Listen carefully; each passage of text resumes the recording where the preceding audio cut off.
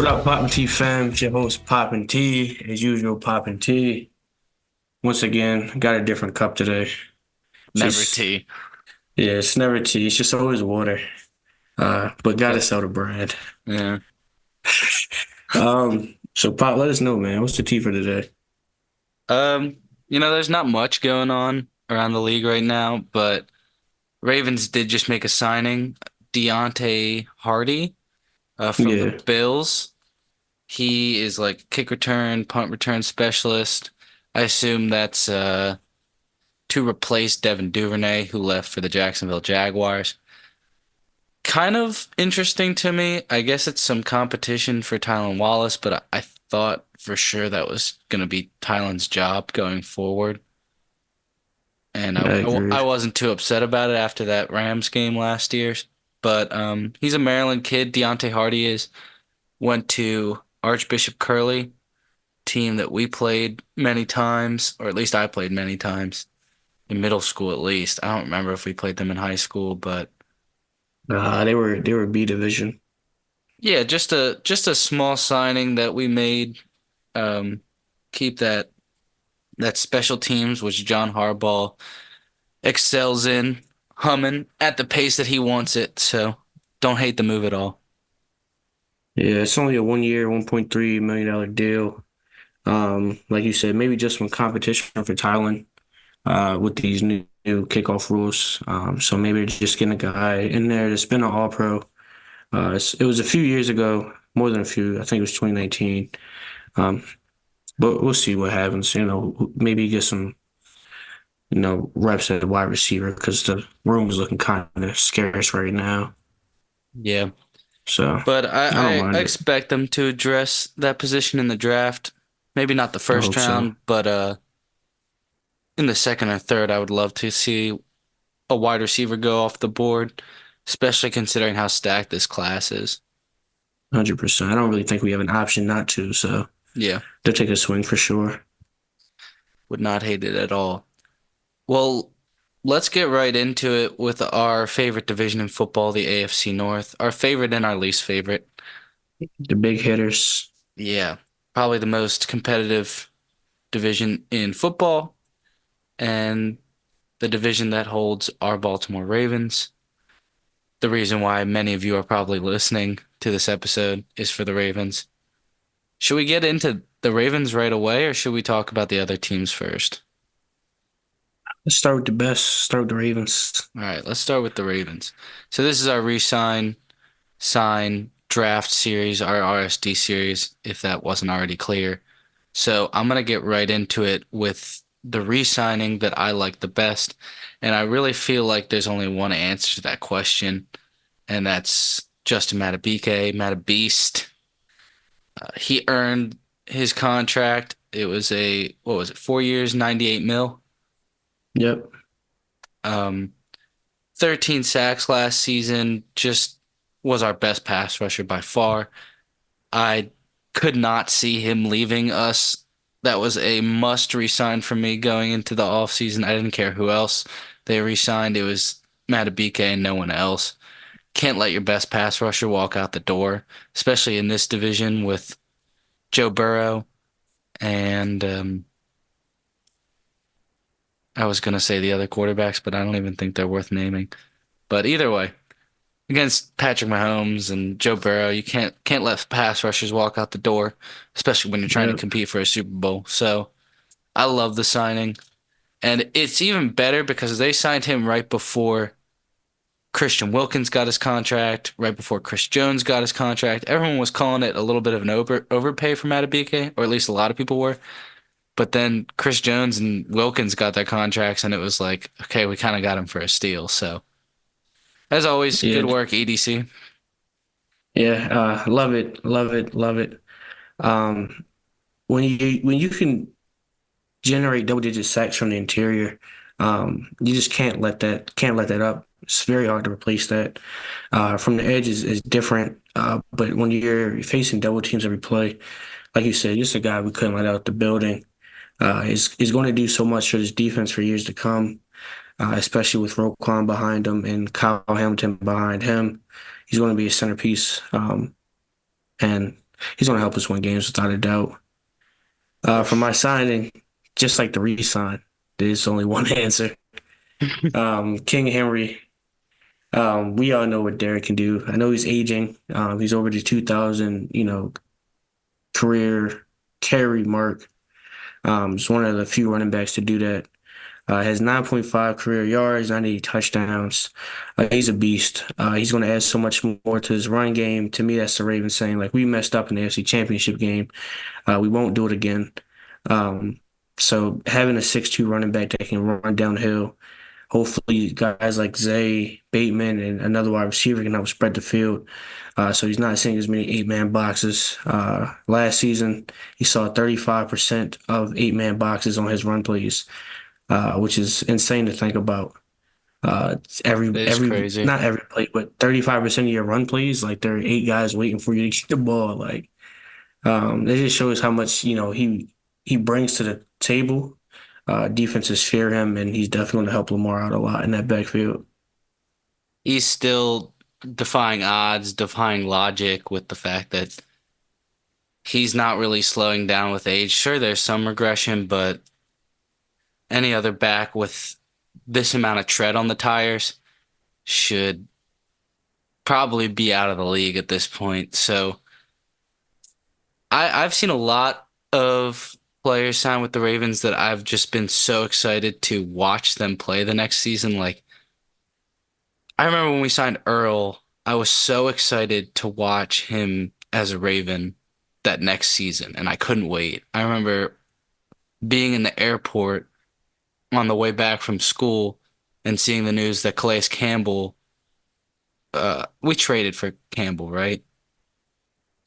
Yeah, we traded for Calais. Yeah, when we traded for Calais Campbell, I was so excited, but I don't think I've ever been more excited to watch a player as a Raven than I am with Derrick Henry. Like, I have the highest hopes. I think it's going to be unlike anything we've seen with the running game. And we saw, what, a 2,000 something yard rushing team in 2019.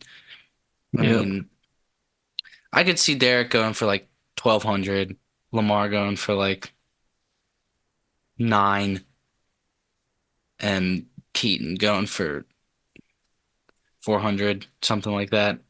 I mean, Yeah, I got Keaton and Lamar flip. really? I think this would be Lamar's lowest rushing total in his career, like by far margin. Why do you say that? I just if if Todd expands on the passing game and Derrick Henry is able to take the load like he is or like he should, and Keaton Mitchell also, my bad, pause. That was crazy. I'm sorry. I apologize. I apologize. If Derrick Henry does what we know he can do, and Keaton is that extra back, I just don't feel like they'll have to use Lamar's legs as much. Obviously, Lamar's still going to scramble. He's still going to pull the ball from the running back a couple of times, but I just don't think he'll have the need to as much this season with Henry back there in the backfield with him. See, to me, I just can't. I understand what you're saying, and I agree with you, but think about it as like Lamar's only going for like 25, 30 yards a game on the ground. I just can't ever see that happening because, I mean, he I feel rips like off that makes 25 sense. yards on one run. Okay, I see what you're saying there. I mean, he's just with the fact that he's a QB, with the fact that people are already going to be paying attention to Derrick Henry, like I expect him to have like 6 yards a carry at least. Lamar. I think his rushing yards will come from scramble drill, not rushing yard, not design run plays. I think that's where his yards will come from this year. Yeah, I don't know. I just feel like to limit Lamar is never the best idea because he has been the offense for so long. But if they can find a way to make it work through Keaton and Derek and take the load off of Lamar, then I'm all for it. I just don't want to limit the offense by not using Lamar. You know what I'm Yeah, saying? it's a hard line to teeter. Especially like obviously I'm not calling Lamar old, but your quarterback is going to his seventh season. Um, his payroll is about to go up like tremendously. So it's like it's kind of at the point in Lamar's career where like you got to start pulling him back from running the ball as much Hmm. because you don't want him to end up like Cam. And I don't think Cam actually did his running. I think it was actually in the pocket when he messed up his shoulder. But you know that quote unquote tendencies that rushing quarterbacks have to get hurt. Like you don't want that to end up being Lamar down the road, Hmm. especially, when he's hitting you for $75 million on the payroll. Like, if you bring Derrick Henry in, like his job has to be to make Lamar's job easier. Um, and obviously Lamar doesn't take too many hits. He's very smart with getting down and invading jukers, getting out of bounds, but you just got to find a way to keep him in the pocket and not scrambling Hmm. as his payroll increases. Yeah, I see what you're saying. Because But that's either, that's a lot of money to be sitting out. yeah, no doubt. I mean, there's a lot of players like that on the roster, and you don't want the highest cap hit to be that player. So I Yeah, see you what know you're how saying. we felt about Ronnie. Obviously, there's two complete different positions, but like Ronnie eating up so much cap space, being on the sideline, it's just always going to leave a sour taste in your mouth. Yeah. I mean, but either way, so excited for the signing. So excited to watch those two in the backfield. It's going to be disgusting. 100%. But on to our draft pick. We're spending a lot of time on the Ravens, but we got to. It's our team. I'm going to talk about You're them always all going to day. do it. Yeah. So I was between Graham Barton out of Duke, the versatile offensive lineman, played tackle at Duke, or Adonai Mitchell out of Texas, who out of Hmm. that bunch in the late first round, whether it's Xavier Worthy, Adonai Mitchell, Xavier Legette, Lad McConkey, and um, Ricky Pearsall, or no, Keon They Coleman. got him late first round. Keon Coleman's who I meant. Oh, okay, okay. Um, I like Adonai the best out of all those guys, but I decided to go with Graham Barton just because of how much uncertainty there is on the offensive line this year. A lot of things, or what most draft analysts really like about Barton is his versatility and his position flexibility. He's got shorter arms, and I think he can play tackle at the next level, but with question marks about who's going to be playing guard and tackle for the Ravens next year, I want someone who you can just plug in to wherever he's needed most. So let's say Ben's great, and who did we draft in the seventh round last year? Voorhees. Voorhees. Let's say those two are great, and we're feeling good about them, and Falele struggling. All right, let's stick Barton out there at right tackle. Or it's the opposite way around. Voorhees is really struggling. He can't come back in time. All right, let's stick Barton at left guard. So he had a great workout. He ran a 4.95 at his size, which is just I actually ran crazy. a 4.86 at his pro day Oh, really? after the combine. Yeah, That's crazy. Well, either way, explosive athlete. He the main knock on him is his arm length for the tackle spot, but a lot of people project him to the interior, but I wouldn't hate him at tackle. So versatility on the offensive line when there's uncertainty is where I'm choosing to go. yeah, I like that pick. Like you said, it's a lot of uncertainty. And it's basically a younger, potentially better Patrick McCarry, a guy that plays tackle, guard, and center for us now. Um, he might even end up being your left tackle of the future. They might decide to move on from Stanley if Barton is good enough, Fale is good enough, Voorhees, Cleveland are all good enough. They might just get very young on the line, and it might end up being Barton, Voorhees, Linderbaum, Cleveland, Fale. Is that how you pronounce his last name? Falele. Is it Falele? Forgot the other leg. Um, but yeah, they might get real young on the O line because guys are going to be getting paid soon. And it's always easiest to win, when you when you're cheap and young up front. Hmm. If you can secure five guys for 3, 4 years on rookie contracts, and you compare everybody else, it just always works out.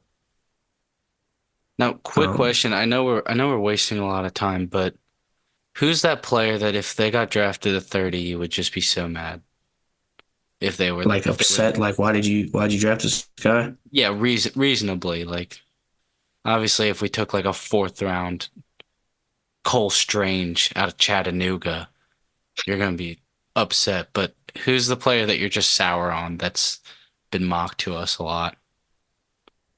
I don't think I really have any player that I've kind of disliked seeing mocked to us. Um, because I feel like from what I've seen, like it's really only been potentially corner, wide receiver, or tackle, and like we need all three of those. I think I would be most upset if we went edge in the first round and it wasn't one of those premier guys, because none of those guys are making it past, let's be honest, probably 15, 20. Hmm. Um, so if we kind of reach for edge, I'd be a little upset because I just feel like there are more pressing needs on our roster. I see what you're saying. Who I who you got, I do not like Tyler Guyton out of Oklahoma. I think bro? he is so inconsistent and he's got like the frame and some of his reps, you're like, wow, that's great tackle play, but it's far too inconsistent for me. And in a team that's in win now and is competing, I don't want someone who's going to take some time. And I'd rather I'd rather have less upside and higher floor. And Guyton's got a pretty low floor right now, from what I've watched of him. I can't hate that. He's a raw talent. Um, like you said, he just has those moments that wow you. It's like, yo, this could be the guy Mm, down the road. Um, it's just difficult to gauge, from guys how guys will adjust from college to the NFL. Sometimes have those guys on film. It's like, he's not going to make it and end up, being a star somewhere. mhm. A guy falls out like Orlando Brown because of his draft. I mean, because of his combine, and look at him now. He has a multi-million-dollar deal or extension. So you just never know. But I definitely understand what the guy can pick. Yeah, I'd be upset, but I'd be more upset if it was like tight end or something. But like of the players that It I've might seen jump through mocked, my TV. yeah, I'm not gonna. Nah, I would be upset. I would say like if Brock Bowers is available at 30 and the Ravens took him, would you be upset? no, no. Play I him in feel the like I would be slot. upset. Play him in the slot. I guess okay. I see the vision. Yeah. I do, but I don't. I I do, mean, but I don't. with likely there, it doesn't make sense at all. Yeah, like if Likely wasn't there, I would be like, all right, I'm down for it. But like, Yeah. you'd be having three tight ends. We might as well go call Greg Roman and see if he'll come home. Yeah. You would draft him. All right. Well, we just took a long time on the Ravens. Let's get moving on. Unless you have anything else to say. We might as well have made this a Ravens episode at this point. For real. Um, But I guess let's get to the Steelers. boo. Um, so for my retain, they didn't have any big name, free agents on the roster this year, really. I went Miles Kilbrew. He's a safety. He's primarily a special teams player. Was a 2023 Pro Bowler because of his Pro Bowl efforts, and leads the team with four block punts since 2021. He's a leader on and off the field for them. He does a lot in the special teams area. And I won't spend too much time on that. Yeah.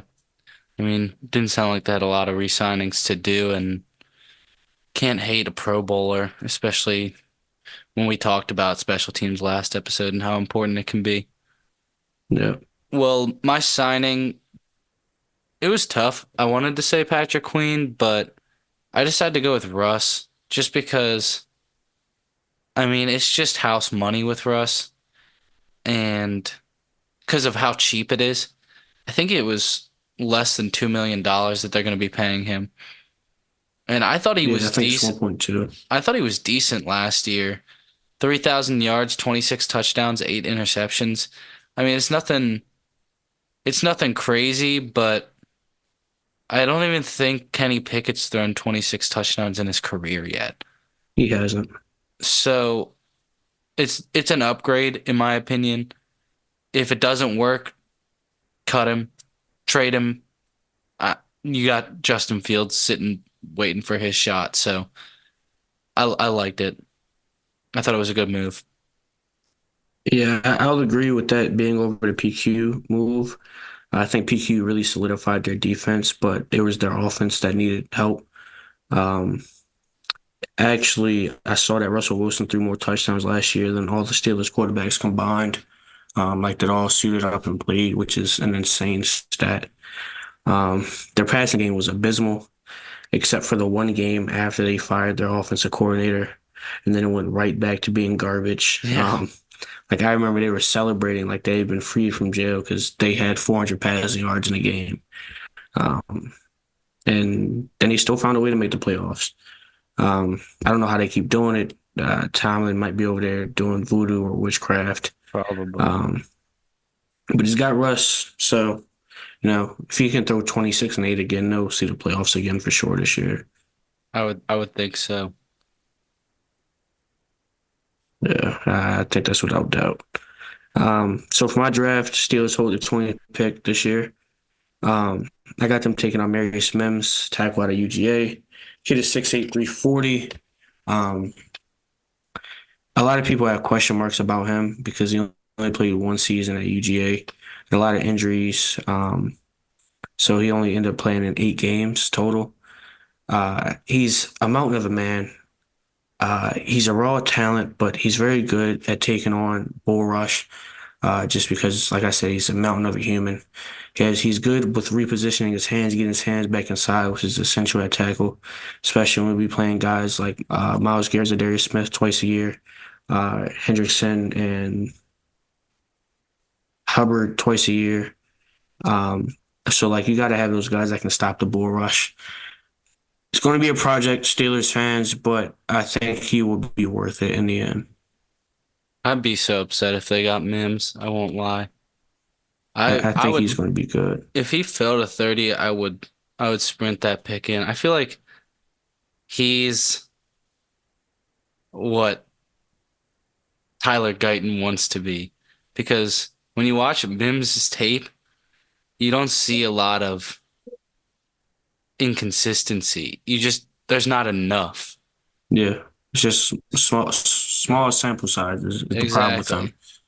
Like you'll see 3 out of 5 reps for Guyton, he's whiffing hard or he's falling off blocks in the run game. But Mims got a nasty streak. He holds up in pass protection. Sure, there's stuff that he needs to get coached up on, as any young player needs to. But with that frame and with the solid film that he did show, I would love him to be a Raven. Yeah, very agile with his feet too, which would be great in our Pin Force games. Hmm. Um, but I don't think he'll be there at 30. Yeah, I don't think so either. Well, let's All right, move on to the so Browns then. yeah, So for my re-signing, I liked getting Zadarius Smith back for as cheap as they did. A 2-year, $23 million year. That's very cheap in the edge market right now. I still think he has a lot of juice. Maybe he didn't have the seasons that he did in Green Bay last year with the Browns, as he only had 5.5 sacks. But as a running mate with Myles Garrett, I like bringing him back for as cheap as they did. yeah. Honestly, in my opinion, like when you put somebody next to a guy like Myles Garrett, like they're supposed to look better. Their job's supposed to be easier. They're supposed to excel, and Zadarius didn't really do that last season, which kind of shocked me, especially a guy his caliber. I expected him to really like pop off playing next to Garrett. Um, so maybe this two year deal will help improve it. Get back in his mojo and get back to the caliber that he was in Minnesota. But yeah, getting an edge rusher at that deal, that price, about 11 mil a year, 12 mil a year, you can't beat that this day and age of football. Definitely not. Um, So for my favorite signings, I kind of had two, but they're kind of like the same person in my eyes. Um, Jameis Winston, Tyler Huntley. Um, to me, it's just because Deshaun doesn't play. Um, like if we're just going to be honest, he really hasn't played over there in Cleveland. He's making a quarter of a bill. So like they need backups. They need somebody who can come in and play. They found a way to win with DTR and Joe Flacco last year. And I believe Winston and Huntley are both a step up. More of, Winston than Huntley, but there's two very serviceable quarterbacks that I think can fit in that offense and will be ready to step up when Deshaun eventually misses time. Yeah, I think I really like bringing Jameis in. I don't really see the point of Huntley because, well, I just kind of soured on Huntley by the end of his Ravens tenure, but I still think Jameis deserves a shot, especially in this offense where it's just him chucking it up to Amari Cooper and getting the ball to David Njoku any way he can. Like, I don't think this is too crazy of a system for him to run to begin with. So I'm excited to see what Jameis can do, honestly. Definitely. Like, not Huntley. Watson's only played in 6 games each of the last 2 years. Six? Um, 6 games. Only 6 games, six? Pop. That's He played in crazy. 6 games in 2022 and 6 games in 2023. Like, that's it. That's Um, insane. I did not realize it was only six last year. yeah. He went 5-1 in those 6 games, but he only played in six. Wow. Um, so I like them signing two backup quarterbacks, for him. Hmm. Yeah, you can't hate that. Well, for my draft pick, the Browns don't pick until the second round, courtesy of that man Deshaun Watson that we were just talking about. The Mr. Texans, Misogyny. the Texans own that pick, but I like them picking an interior defensive lineman, and I like them picking Braden Fisk out of FSU. This has been a late riser for a lot of people. Crazy, crazy combine performance. Ran a 4.7840 at 6'4", 292. Sheesh. Maybe doesn't have the anchor of some bigger defensive linemen, some guys that are over 300 pounds, but as a pass rusher, this dude is bringing the heat, fast hands, obviously crazy burst off the line of scrimmage. And I think any additional talent that you can add to that defense, especially in the second round, is just going to make that unit even better. And when that offense is suffering going through QB changes, you don't want any issues on the defensive side of the ball. Yeah, I remember watching the combine and I was watching him run and do drills and I was just like, who is this? I know, Like this white literally. man should not be moving like this. Like the way he was getting around bags, his Hmm. 40 time was impeccable. He's very, very solid, very fluid mover. He's so explosive out of his stance. It's like watching somebody get into a car wreck every play. Like the way he shocks offensive linemen is amazing to me. He has a very high motor, both in the run and the pass game. And he's short and steady. Well, not short, but like he plays like he's short. He holds gaps very well, in my opinion. I don't know if that's gonna, hold the same in the NFL because it's just a different ball game. But at FSU, he's very good at staying in his gap. Definitely. And I, he's one of those players where like you're watching verse film and you're like, wait a second, who is that dude? Like Yeah, just popped off the screen, even when you're not even paying attention to him. So I think the Browns would be happy if they could get him at 54. 100%. Okay, so moving on to the Bengals, I had to retain. Just like the Steelers, the Bengals didn't have any notable retains or retainings, I guess. First guy that came to mind was T. Higgins, but T. Higgins hasn't signed his franchise tag. So he technically isn't re-signed with the team as of now. So I went with Drew Sample. Uh, only had 163 yards last year, 2 touchdowns. He just provides good depth at the position. He's a good run blocker. He's 6'5", 256. Doesn't mind getting his nose dirty. So just not a wowing pick, but that's what we got. So my signing, they actually had a lot of decent signings that I liked, like Geno Stone from us. But I chose to pick Trent Brown, the former Patriot and Raider, to play right tackle for them. This dude, with this signing, the Bengals might have the biggest tackle duo of all time between I Orlando think that's fair Brown, to say. between Orlando Brown, who we know is huge, and Trent Brown. He's He's 6'8", 6'9", right? 370. Okay. 6'8", 370. That is a massive human being.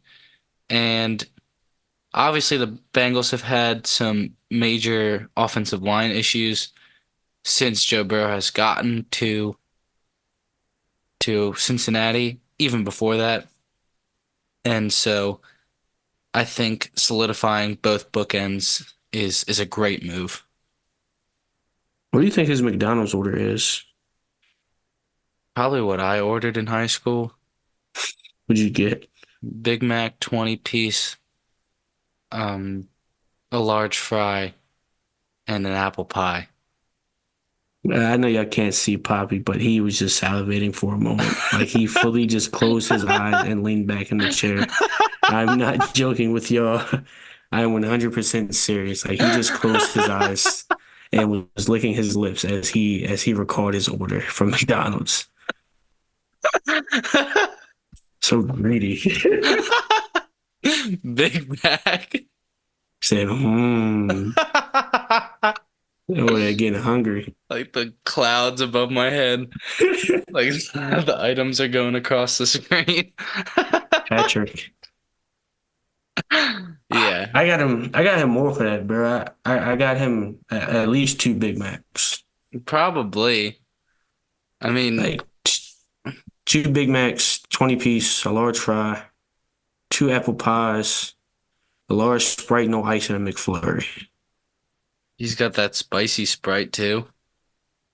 Yeah, got to. It's like a staple. Yeah. Now he might be a high C type of guy. You might bring a jug of chocolate milk.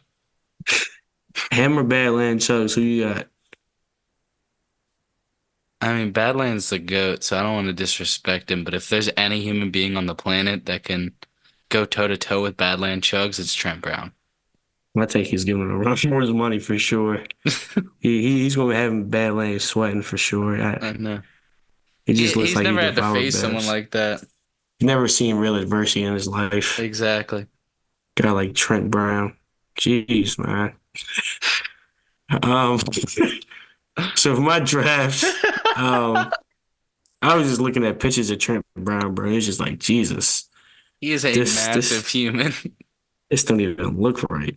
Like I know when he get in his car, like his car go down. Like you can see the suspension and work in his car. I feel like Jordan Mailata is like his measurables are like the same, but they could not look more different. Like they carry the weight. Yeah. Mailata's 6'8", 365, and Mailata looks like an athlete. Like Trent there's no is, way Trent Brown is passing his conditioning test. but he does every year He paying somebody, bro. on three Let me different stop. teams. Yeah, you gotta be paying somebody. I'm gonna stop bashing Trent Brown now. Um, like I was saying, for the draft, the Bengals had the 18th pick in the first round. Honestly, when I was going through this and making a decision, I was looking at tackle um, to eventually replace Orlando or Trent. Was it both last names are Brown? So either of the Browns. I honestly think there's some guys that can replace them like this year, and send one of them to the bench or either trade. But I ended up going with Jazon Newton, D tackle out of Illinois. After losing DJ Reader, they're going to need that replacement. He's 6'2", 304, was first team All-American in 2023, 7.5 sacks, 8.5 TFLs. Um, he's just a man playing with boys down there at D tackle. His hands are very fast. His hands are very reliable. Um, he doesn't seem to stress, when his first move doesn't work. He continues to work through his bag, and that's rare to see at D tackle. Just a guy whose hand never stopped moving.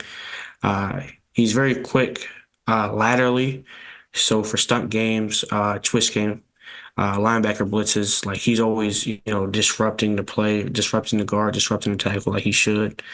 He just moves out there like a very big DN. Um, so it's weird to see at D tackle. It's very rare to see a guy that can move like Myles Garrett at the interior. And just like when guards put their feet in the ground to go pass block him, he always gives them a problem just because his feet and his head movements are so quick. So I think he's a guy that will definitely have an immediate impact when he gets to the NFL. It's like his game translates very well. I think that would be a great fit for the Bengals because that's definitely one of their bigger holes on the roster. Yeah, So to instantly refill that with a great pass rusher, I think they'd be very happy with that. can never be mad with bolstering your guys up front. I did just see that Brandon Ayuk just unfollowed the 49ers on Instagram. And I heard Lamar Jackson just followed Brandon Ayuk on Instagram. Are you serious? Yeah, Would you would you give up pick 30 for Brandon Ayuk? without doubt. I Even if it was agree. only for a year, even if it was a 1 year rental, have it. Really? Yeah, Huh. I think I would because I think we could find. I think EDC could find a way to get him to resign. I think so Yeah, too, if I but trust anybody, it's him. with what money? I don't know. I just trust him to find a way. I would love that. If we got the news on draft night, Brandon Ayuk has been traded to the Ravens, I'd be freaking out. Like I just we need a wide receiver. We need it bad. Bateman's not the answer. We know this. Um, I won't even say he's the answer. Him and Lamar just don't have that connection yet. Um, so I wouldn't mind in bringing the guy next, like IU can put him next to Flowers, and letting IU, Flowers, Mandrews, and Derrick Henry just rain hell in the AFC North. Um, like I said, it was just for a year. Um, I'd take that swing. We would be I would say we'd be the best offense in football. I would put money Yeah, I on would that. too. Like it's win now, right? So let's Yeah. go win now. Still we got to do, even if it Yep. it might set us back a few years, like the Rams. The Rams did their job. They got their ring. Let's go get one. Um, so I'm waiting on mine. Hmm. Well, that's gonna wrap up our episode. Um, we're gonna go ahead and record another one for y'all, but draft's coming up real soon. We're very excited about it, and we are excited for what the Ravens are gonna do next year and in the coming weeks. Very excited.